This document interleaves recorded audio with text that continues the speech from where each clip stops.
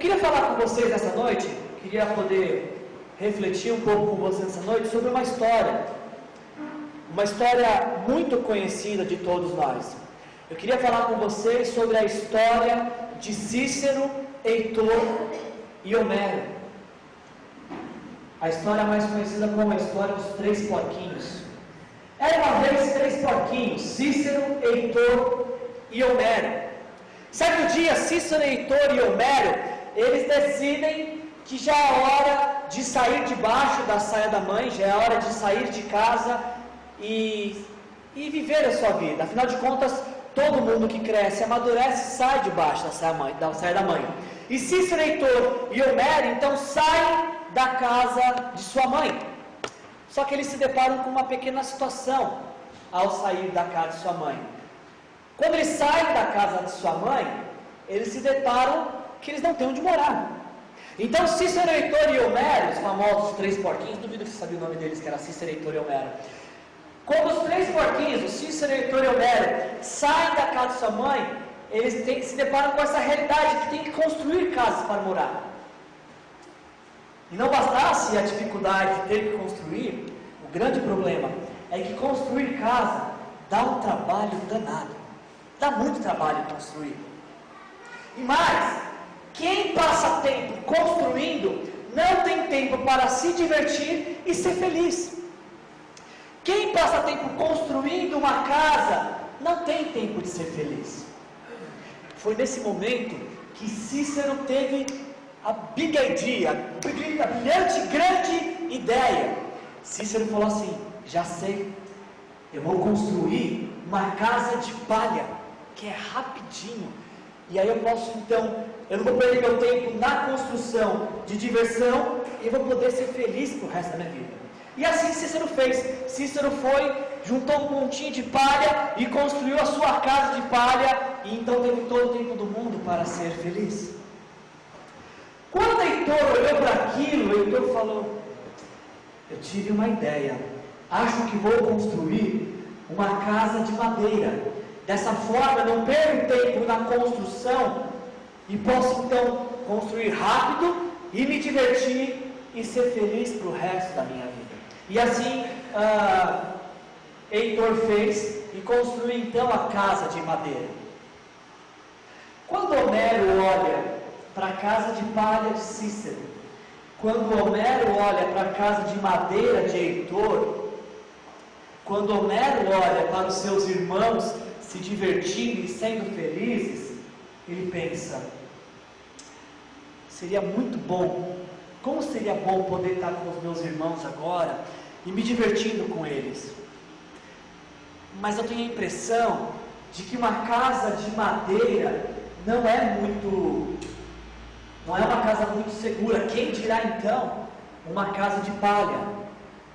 Homero decide então gastar muito tempo em uma construção que daria muito trabalho para ele, mas que para Homero parecia ser uma casa mais segura, que era uma casa de tijolos. Homero fala assim: vai dar muito trabalho construir essa casa, mas eu estarei seguro e feliz tendo uma casa forte, uma casa que me proteja. Tem alguém que não conhecia essa história? Todos conhecemos a história dos 3 porquinhos. Levou muito tempo para que Homero construísse essa casa, muito mais do que Cícero e Heitor. Mas com o passar do tempo, Homero, Cícero e Heitor iriam descobrir que vale a pena trabalhar arduamente para construir algo que dure. Nesse mês de novembro, nós vamos começar uma série de mensagens chamada da insatisfação ao contentamento. E eu não sei vocês, mas para mim não tem ninguém melhor para falar de sair da insatisfação e para o contentamento do que Rocky Balboa. Rocky Balboa é a pessoa certa para nos falar como sair da insatisfação para o contentamento. Nesse mês de outubro, nós vamos trabalhar esse tema. Como podemos sair da insatisfação em diversas áreas de nossa vida e podemos chegar ao contentamento. E eu acho que talvez um bom ponto de partida para a gente trabalhar o tema dessa noite seria responder o que é insatisfação. O que é insatisfação? Ou, uma outra pergunta, o que te deixa insatisfeito? Responda para mim, o que é insatisfação? Pensa, o que te deixa insatisfeito? Eu tenho a impressão de que insatisfação está no DNA humano. Ser humano implica em ser insatisfeito. Todo ser humano, em algum momento da vida, passa por situações de insatisfação. Eu tenho a impressão de que é uma característica de cada pessoa a insatisfação. E a maior prova que eu tenho disso, de que a insatisfação é uma característica humana, é o próprio Adão. Vocês que conhecem a história de Gênesis capítulo 2, vocês sabem que Deus fez Adão e coloca Adão para então cuidar do jardim do Éden, e Deus pede que Adão coloque o nome nos bichos. E aí Adão começa a colocar o nome nos bichos e ele repara: poxa, o cavalo tem a eguinha dele, né? Poxa, o boi tem a vaquinha dele, né? Nossa, que coisa, o esquilo tem a esquilinha dele, né? Podia até mandar essa para mim também, né? Por que o senhor não ficar sem uma fêmea do meu lado? Adão fica insatisfeito e o próprio Deus fala: não é bom que o homem esteja só. Então Adão vai dormir, e aí então Deus faz a mulher saindo de dentro de Adão, do osso de Adão. Quando Adão acorda e olha aquela mulher 0 quilômetros, ele fala: opa, essa sim, Deus, essa sim, o Senhor acertou na mosca, essa sim, Deus, que coisa, hein? Se ela é desse jeito, feita da costela, imagina se fosse do filé mignon, como ela não seria? Essa sim, Deus, essa é aquela que eu esperava. Inclusive, tem quem diga que a partir daquele dia, muito animal ficou sem nome, porque Adão estava muito ocupado apreciando o melhor presente que um homem pode ter, que é uma bela e uma companheira, uma mulher. E aí então Adão está vivendo com Eva, acabou a insatisfação e veio o contentamento. Só que aí acontece que Eva come o fruto proibido, que alguns falam que é maçã. Não é maçã, tá? Mas alguns dizem que é maçã. Vamos trabalhar com o popular maçã. Eva vai lá e come a maçã e oferece para Adão e come também. E Adão come também. Nesse momento, aparece uma nova insatisfação. Deus fala: Adão, o que você fez? E Adão fala: oh Deus, a culpa é sua. Isso é a mulher que deu para os outros, Deus? A culpa é sua. A mulher que o Senhor me deu, que me deu de comer esse fruto. Gente, se Adão estava insatisfeito no paraíso, imagina aí você que vivemos longe de uma terra parecer com um paraíso. Ser insatisfeito faz parte da vida humana. E eu acho que eu tenho dificuldade de definir insatisfação, porque talvez aquilo que me deixe insatisfeito, talvez nem te abale. E o contrário é verdadeiro, talvez aquilo que te deixa muito satisfeito passa desapercebido por mim. É difícil definirmos insatisfação, mas a gente pode pensar no que gera a insatisfação. E eu penso que 2 sentimentos básicos geram a insatisfação. O primeiro deles são situações que roubam a nossa alegria. Você está vivendo um momento de felicidade, um momento de alegria, de repente acontece alguma coisa que te rouba essa alegria. O fruto disso é a insatisfação. Além disso, talvez um outro fator possa ocasionar a insatisfação, que é a frustração de expectativas não atingidas. Você tem um plano, você tem uma meta e não consegue atingir. Isso gera então insatisfação.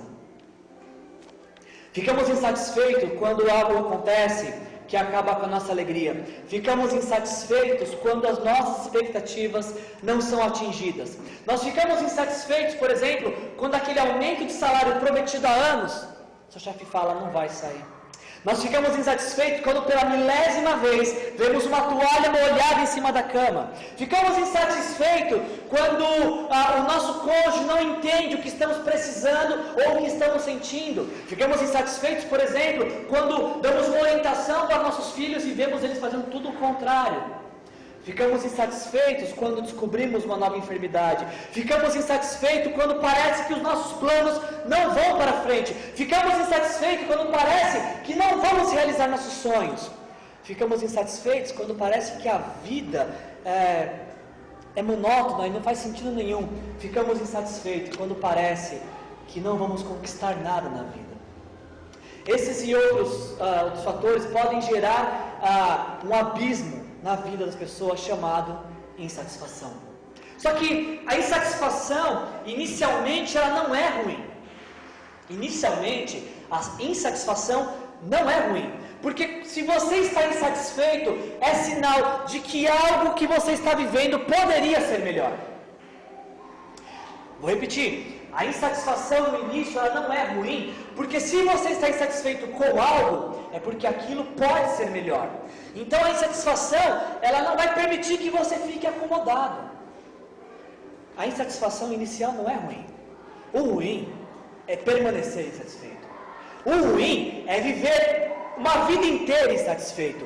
O ruim e o problema e o errado é se conformar com uma vida de insatisfação.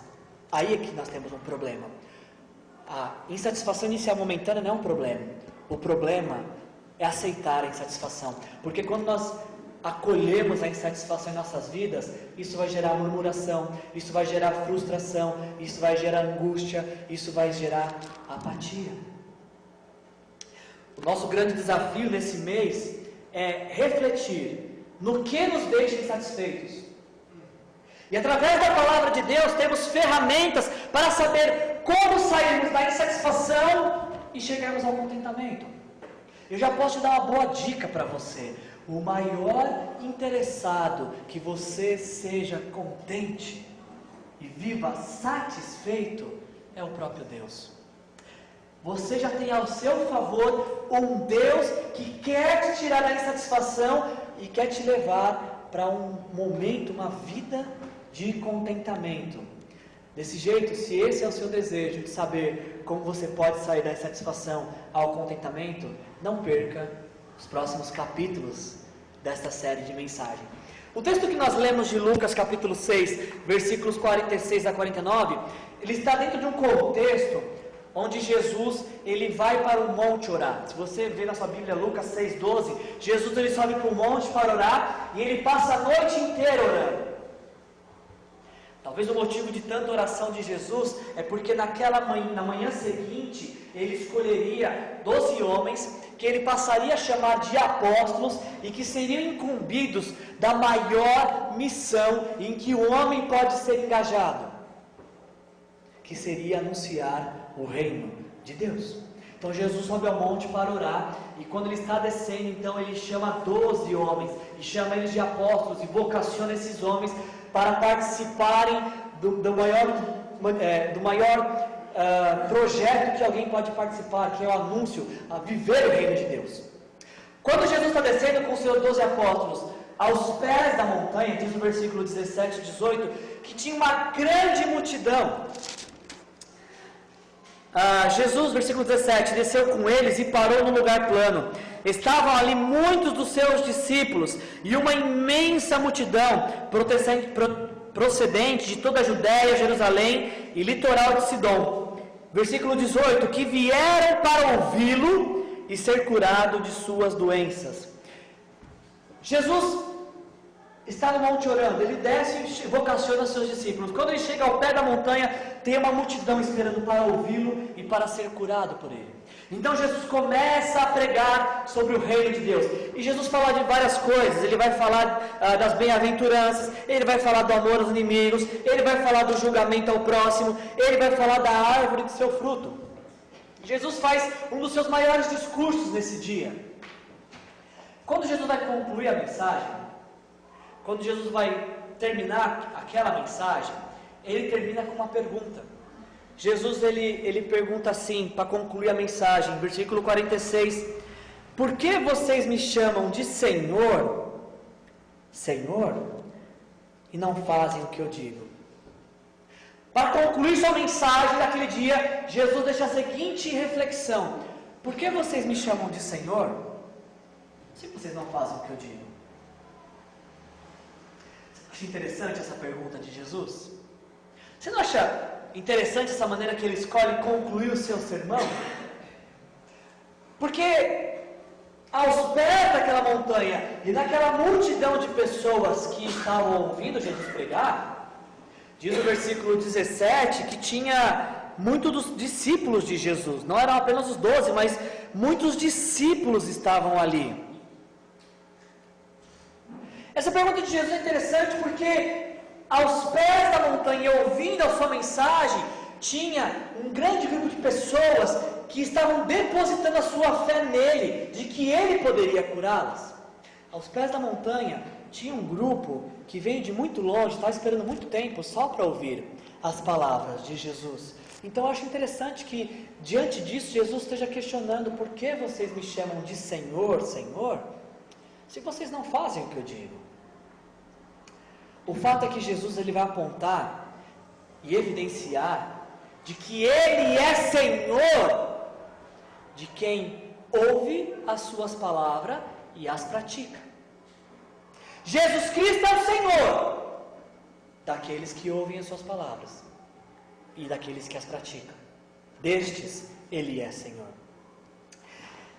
Como nós vimos na história dos 3 porquinhos, todo mundo quer ser feliz. Eu duvido que tenha alguém aqui entre nós hoje que fala: não, eu não quero ser feliz, eu quero ser amargurado, ranzinza, rancoroso, não quero ser feliz. Duvido. Todo mundo quer ser feliz, todo mundo quer desfrutar de tudo que a vida tem para oferecer. Porém, como na história infantil dos 3 porquinhos, muitos estão construindo as suas vidas como quem constrói casas de palha ou de madeira, e ainda esperam ser felizes com construções falhas, com construções que não têm poder de sobreviver aos ataques, às dificuldades da vida. Nós queremos ser felizes, desde que isso não me custe nada. Nós queremos ser felizes à custa dos outros. Alguém me promove felicidade. Queremos ser felizes, desde que eu não tenha que trabalhar muito para isso. Eu queria que algo acontecesse mágico e aí então acordasse feliz. Isso é construir a vida de palha e de madeira. Queremos ser felizes sem ter que trabalhar arduamente para construir algo sólido. Você sabe como é que essa história dos 3 porquinhos acaba, não sabe? O lobo sopra sobre a casa de palha e de madeira, e o que acontece com as casas? A casa caiu. O lobo sopra e a casa cai. Então Cícero corre para a casa de Heitor. O lobo sopra a casa de madeira e a casa cai. E aí o que acontece com Cícero e Heitor?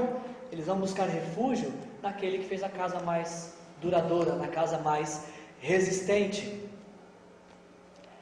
Você pode imaginar a insatisfação de Cícero e Heitor, que tiveram suas casas destruídas. Essa casa que eles construíram, seja de palha ou de madeira, era a casa deles, era o lugar onde eles viviam. Imagina a frustração, imagina a insatisfação de ter a casa construída. E aí alguém poderia falar: o motivo da insatisfação dos 2 porquinhos é o lobo. Maldito lobo que soprou. Não podia soprar em outro lugar, veio soprar logo da minha casa. Se a gente for sincero, se a gente for bem sincero, nós diríamos que Cícero e Heitor são o motivo de sua própria insatisfação. Porque eles construíram algo frágil, algo que não tinha estrutura para suportar os desafios, as demandas da vida. Eles são o motivo de sua insatisfação. Como nós falamos aqui, ser insatisfeito é uma característica humana. Todos nós ficamos insatisfeitos. O problema é permanecer insatisfeito. E outra, quando estamos insatisfeitos, nós precisamos nos perguntar: aonde eu estou construindo a minha vida? Qual material que eu tenho usado para construir a minha vida? Será que é justa a minha insatisfação, tendo em vista aonde eu estou construindo a minha vida e da maneira como tenho construído a minha vida? Será que é justo a minha reclamação? Essa pergunta ela é de suma importância e ela é uma pergunta que você deve refletir muito sério. Porque quem constrói a sua vida, como quem constrói casa de palha e madeira, vai viver constantemente insatisfeito. Porque todo vento da vida vai derrubar essas casas. E pessoas que constroem casas de palha e de madeira vão se ver constantemente mexendo nos escombros para tentar levantar um montinho de palha e de madeira de novo, para tentar morar dentro de novo. Jesus nos apresenta 2 personagens nessa parábola, 2 homens, 2 construtores. Jesus nos mostra que esses 2 homens ouviram a mesma palavra. Os dois ouviram a mesma palavra.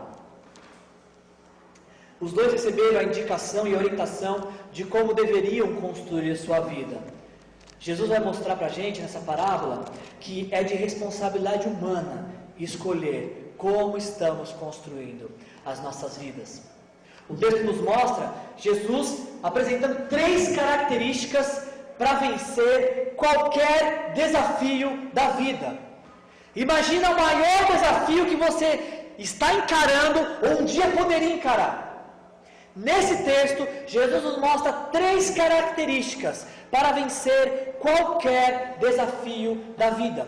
Mas não são características que você vai usar separadas. São características que operam juntas. Jesus vai falar no versículo 47: eu lhes mostrarei com quem se compara aquele que... Primeira característica que Jesus mostra: vem a mim. Segunda característica que Jesus mostra: aquele que ouve as minhas palavras. E terceira característica que Jesus mostra: aquele que as pratica. Se você for até Jesus, se você ouvir as suas palavras e se você as praticá-las, você terá condições de sobreviver a qualquer desafio e luta da vida. E essas não são palavras minhas, são palavras do próprio Cristo falando. Mas não é ações isoladas. Eu fui até Jesus, agora estou pronto. Não, não está. Eu faço meu devocional todos os dias, eu leio a Bíblia de capa... Até um pastor que pediu para um grupo ler a Bíblia o ano inteiro. Eu leio a minha Bíblia o ano inteiro de capa a capa. Você não está pronto. Você vai estar pronto se aproximando de Jesus, ouvindo sua palavra e praticando. Porque se não tiver prática, não vai adiantar de nada. Será construir casas de palha e de madeira fincados na areia. Jesus diz que as pessoas que vão até Ele, que ouvem essas palavras, que as pratica, é como um homem que cavou fundo e colocou o seu alicerce na rocha. Sempre que, quando eu era mais novo e eu ouvia essa parábola, eu sempre imaginava essa cena aqui. E eu pensava, mas é muito óbvio isso. É lógico que quem construir a casa na areia vai ter dificuldades e quem construir a casa na rocha vai estar seguro. Eu sempre imaginava na minha cabeça esta parábola desta forma. Mas não é isso que Jesus está ensinando. Pensa que os dois ouviram a mesma palavra. Os dois estão construindo no mesmo terreno. Os dois estão construindo no mesmo terreno, um terreno de areia. Os dois ouvintes, tanto prudente como insensato, têm a mesma casa e a mesma construção. O que diferencia estes homens é que um fincou as suas estacas, os seus alicerces na areia, como quem firma um guarda-sol na praia. E ainda espera que o vento segure, e ainda espera que o vento não balance. E a grande diferença entre um e o outro é que enquanto um colocou os alicerces na areia, de maneira superficial, sem muito trabalho, o outro fincou os seus alicerces na rocha. O texto diz isso. É como o homem, versículo 48, que ao construir uma casa, cavou fundo e colocou os alicerces na rocha. O terreno é o mesmo, a construção é a mesma, a diferença é aonde são colocados os alicerces, aonde você tem colocado os alicerces da sua vida, de que maneira você tem fincado os alicerces da sua vida. Como quem coloca um guarda-sol na praia, está pronto. Ou como quem tem muito trabalho para chegar até a rocha. Jesus fala que o homem que finca o seu alicerce na areia, quem constrói sua vida de forma superficial, versículo 49, aquele que ouve minhas palavras e não pratica, é como um homem que constrói uma casa sobre o chão, sem alicerces. No momento em que a torrente deu contra aquela casa, ela caiu e a sua destruição foi completa. Porque alicerce nenhum segura uma casa desse jeito, fincado na areia. E o contrário é verdadeiro. Jesus fala que quem vai até Ele, quem ouve suas palavras e a pratica, é o conjunto da obra. Quem tem essas 3 características em sua vida, é promessa de Deus. Você pode destacar na sua vida e ter como promessa de Deus, que se você for até Jesus, ouvir suas palavras e praticá-las, Quando vem a inundação, a torrente deu contra aquela casa, mas não a conseguiu abalar, porque ela estava bem construída. É uma promessa de Deus para a sua vida, é uma promessa de Deus para a minha vida, que todas as vezes que eu viver na presença de Jesus, ouvindo as suas palavras e praticando, vento nenhum conseguirá destruir a minha e a sua vida, porque estamos alicerçados na rocha, que é Jesus. Será inevitável não passarmos por período de insatisfação, isso é inevitável, porque faz parte do ser humano ser insatisfeito. Mas ir até Jesus, ouvir as suas palavras e praticá-las, eu posso te garantir, tira qualquer pessoa da insatisfação e leva qualquer pessoa ao contentamento. Cícero e Heitor ficaram insatisfeitos porque suas casas de palha e madeira foram destruídas. Eles foram até a casa de Homero, que tinha gasto muito tempo na construção da sua casa de tijolo. Vocês conhecem como acaba a história? O lobo sopra, sopra, sopra e não consegue derrubar aquela casa. Sabe por quê? Porque a casa estava bem construída, porque a casa estava bem alicerçada, porque não era uma casa feita de fast food, de palha e madeira, era uma casa que deu muito trabalho para construir, mas é uma casa que permaneceu firme aos ataques dos lobos.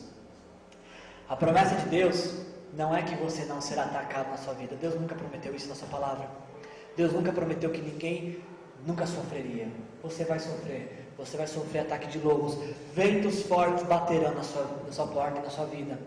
Mas a promessa de Deus é que se você fizer uma boa construção da sua vida, você terá capacidade, não sua, mas uma capacidade que vem de Deus para suportar e vencer os maiores desafios de toda a sua vida. Construir algo duradouro dá trabalho. Dá trabalho construir algo duradouro. Enquanto está passando tempo trabalhando, construindo, outros estão se divertindo. Dá trabalho construir algo duradouro. Mas você vai perceber que a longo prazo não existe nada melhor do que trabalhar em algo que dure, que vento nenhum consegue arrastar, que vento nenhum consegue derrubar. É muito difícil, eu sei, ter um casamento sólido. É muito difícil, dá muito trabalho manter a harmonia de uma família. Eu sei que é bem difícil ter uma administração financeira rigorosa. Eu sei que isso é muito difícil, dá muito trabalho. Dá muito trabalho manter uma vida equilibrada. Eu sei disso. O que eu posso dizer é que se os seus relacionamentos, a sua administração financeira e os seus objetivos de vida são como casas de palha e de madeira, todo vento vai derrubar. Isso eu posso te garantir. Agora, se você ouvir as palavras de Jesus e praticá-las, nada conseguirá derrubar a sua vida. Quer uma analogia boa para a gente fechar isso? Imagina que você está com uma enfermidade que está te incomodando demais, está com muita dor. E aí você vai até o médico, e o médico fala: ah, é isso aí? Fica tranquilo, é só você tomar esse remédio aqui e vai passar, e você vai ficar muito bom. Aí o que você faz? Volta para casa, não toma o remédio e ainda espera que fique tudo bem. Prescrição e diagnóstico médico só é válido se você tomar o remédio. Se você for até o médico e o médico falar o que você tem que fazer e você não fizer, você não vai sarar. Você não vai melhorar. Você não vai se livrar do teu tormento. Essa é uma analogia perfeita sobre o que Jesus está nos ensinando nessa parábola. Se aproximar de Jesus, ouvir suas palavras, mas não praticá-las, é como quem vai ao médico, ouve o que o médico tem para dizer, mas não toma o medicamento. O desafio dessa noite é nos aproximarmos de Jesus. Nós nos aproximamos de Jesus ouvindo as suas palavras. E o que nós fazemos com essas palavras? Nós as colocamos em prática. O desafio dessa noite é se aproximar de Jesus e falar: Senhor, o que o Senhor tem a dizer sobre o meu casamento? Senhor, o que o Senhor tem a dizer sobre a maneira como eu crio meus filhos? Senhor, o que o Senhor tem a dizer sobre a maneira que eu estou levando a minha vida? Senhor, o que o Senhor tem a dizer sobre onde eu tenho baseado a minha fonte de satisfação? Senhor, o que o Senhor tem a dizer com a maneira que eu administro as minhas finanças? E Jesus vai te falar se você fizer isso. O Senhor vai te falar. E o que vai diferenciar a sua vida é se você vai colocar essa palavra que ele falar em prática, ou se você vai falar, Jesus, obrigado por ter me avisado, mas não colocar em prática, porque aí você será como alguém que finca os seus alicerces sobre a areia. Os nossos pecados nos separam de Deus e nos convencem diariamente que construir a nossa vida sobre a areia é melhor, porque é mais rápido, dá mais prazer. Jesus morreu para que pudéssemos construir nossa vida sobre a rocha, sobre a sua palavra, viver de maneira sólida e vitoriosa e termos a vida eterna. O terreno é o mesmo, os dois constroem no mesmo terreno. Eu e você vamos construir no mesmo terreno. E você tem a opção de cavar bem fundo para colocar os seus alicerces na rocha, para firmar a sua vida na rocha. Ou você pode fincar os seus alicerces da sua vida de maneira superficial, como quem coloca um guarda-sol na praia. A consequência de como você viverá será determinada pelo tipo de construção que você optar. Escolha nessa noite ter uma vida estabelecida e guiada pela palavra de Deus. Porque se você viver dessa forma, você vai viver de maneira vitoriosa. Se você colocar sua vida baseada em Jesus, nas palavras de Jesus, vento nenhum vai abalar a sua vida. Amém? Feche teus olhos.